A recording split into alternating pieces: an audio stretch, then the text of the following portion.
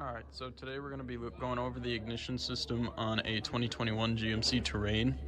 And starting off, you can see that it is a direct coil on plug system. So here's each of your coils, 1, 2, 3, 4. This is a 4-cylinder. And underneath it goes down to the spark plugs down in the cylinder head. Okay, so after I pulled the coils and plugs out, we're going to go ahead and do a quick visual inspection. Right here, this is cylinder 1, and this is cylinder number 4. So we just want to look for any cracks or any like carbon burning or anything on here. I mean, with this one being a 2021, I don't expect it to be any type of worn or anything. I mean, you have a little bit of crud right at the bottom of the boot there, but nothing too bad, nothing that should affect it from running properly. So, I mean, same thing with this one. There's no issues, and I'm pretty sure it'd be the same for the rest of these two as well. So just that normal crud that seems to be on there. And then on the 4, nothing there. Spark plugs, they've got definitely a lot of carbon on there. You could see that pretty black. It could be because it's direct injected. It could also be because many people mess with this car because it is a lab vehicle. So a lot of different things are changing on it, so it's probably not causing it to burn right. But on the cylinder 2, they're all pretty much the same, so all cylinders are burning similar to each other, so everything seems to be all right there. Moving on to the harness side. So starting from the left, it's going to be the left side is pin 4, right side is pin 1.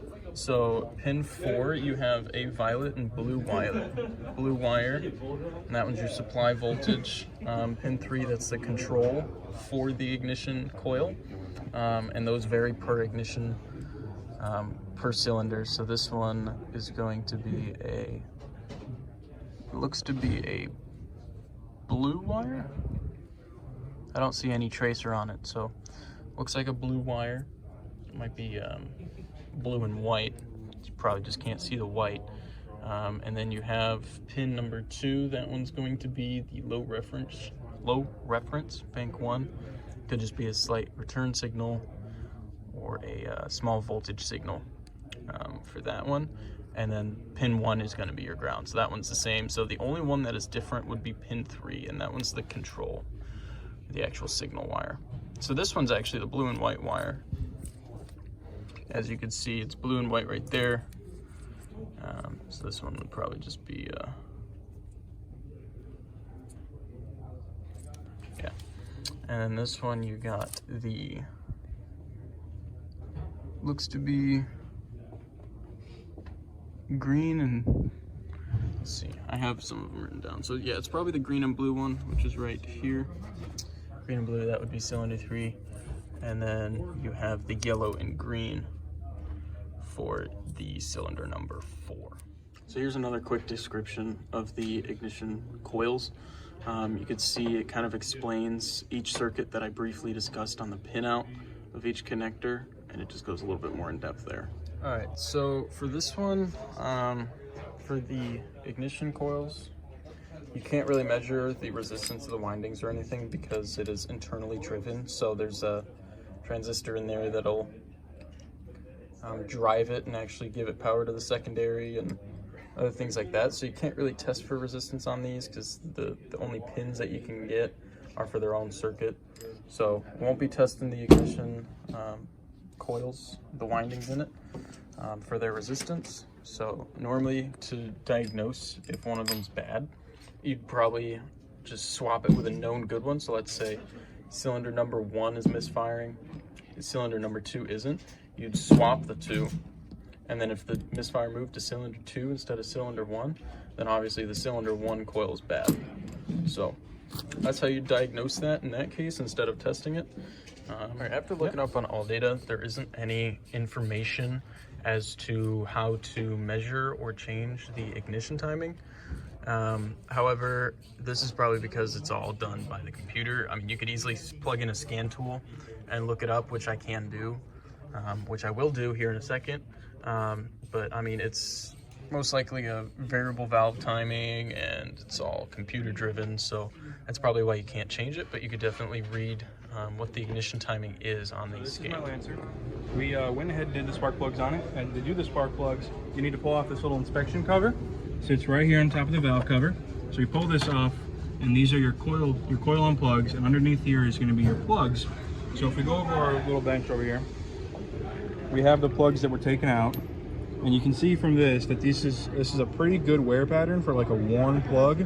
There's nothing that's really indicating that like a problem or something that's failing, but we can check the gap on them. So 0.28 or 0.028, that's the spec that was factory that I'm supposed to gap these to, but that is too big, so we're going to add 010.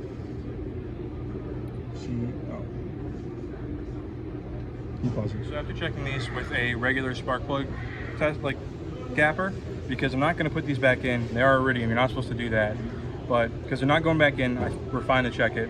And these were actually out of spec from what they provided in the service manual, and they were all around the same, which is 0.04 inches, and that is far away from our 0.028 that's in spec.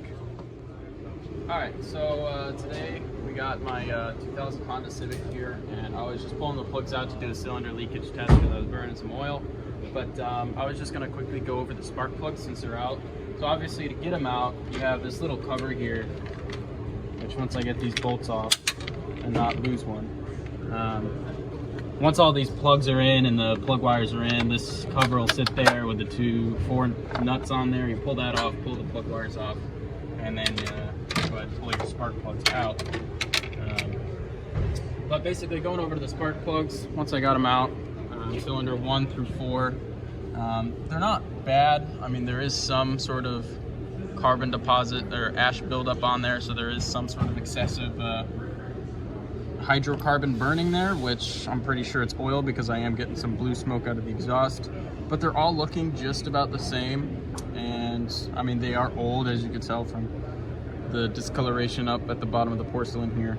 But in a second I'm going to go ahead and check the gap on them, and I will get back to you. Alright, so we're on a 2006 Toyota Camry, 2005 actually, and we hooked up a picoscope to the driver circuit and then the feedback circuit of the ignition coil, and it's just hooked up to battery ground right there.